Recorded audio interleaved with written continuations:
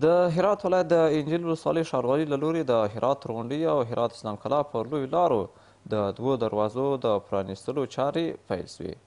د دغه دروازې چې د 1,800,000 افغانۍ په لګښت د یو خصوصي شرکت په مالي مرستو جوړې سوي په امنیتي کمرو او 2 لوړې روشنایي څراغونو په درلودو سمبال دي.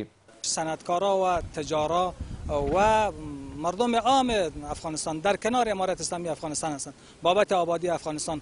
مثلا اگر وقت نهالشانی ما شما ببینید که فصل نهالشانی ما شما نزدیک است، مردم عزیز ما در کنار ما هستند و مردم عزیز ما در بابت ساختن نمادها همیش در کنار ما هستند، بابت سرسبزی همیش در کنار ما هستند و در تمام امور الحمدلله مردم در کنار امارت اسلامی افغانستان هستند. د هرات ترغونډۍ پر لویه لار د کمرکلاغ او د اسلام کلا پر لویه لار د پولیسو سړک د هرات ښار شمال او لویدیځ ته 2 ستراتیژیک موقعیت لري او یا د دروازې په دغه سیمو کې جوړې شوي دي. 2 باب دروازه به موقعیت کمرکلاغ به نام عبدالرحمن جامی نامگذاری شده و یک باب دروازه هم به پلیسرای اسلام قلعه به نام مولانا ابوالولید رحمت الله علیه نامگذاری شده که این 2 باب دروازه به مبلغ 1,800,000 افغانی هزینه برداشته. د هرات د صنایع او کانونو خونې چارواکي وایي چې اوس مهال د دغه ولایت په صنعتي ښارګوټي کې له 1,000 څخه زیاتې فابریکې فعاله دي او د دغه ډول سمبولونو په جوړولو کې د صنعتکارانو د زیاتې ونډې خبره کوي.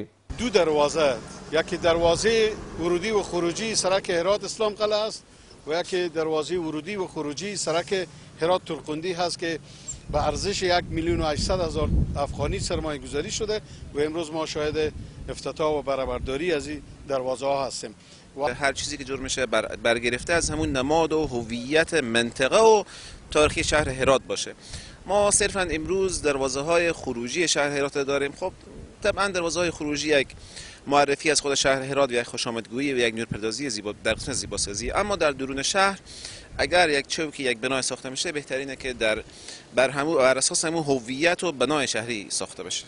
د یادونې وړ ده چې د دغو 2 پروژو د تمویل کوونکو په وینا یو د هرات ښار په ختیځ کې د پاشتان بند ته څیرمه د څه باندې 2 میلیونه افغانۍ په لګښت بله دروازه هم جوړیږي.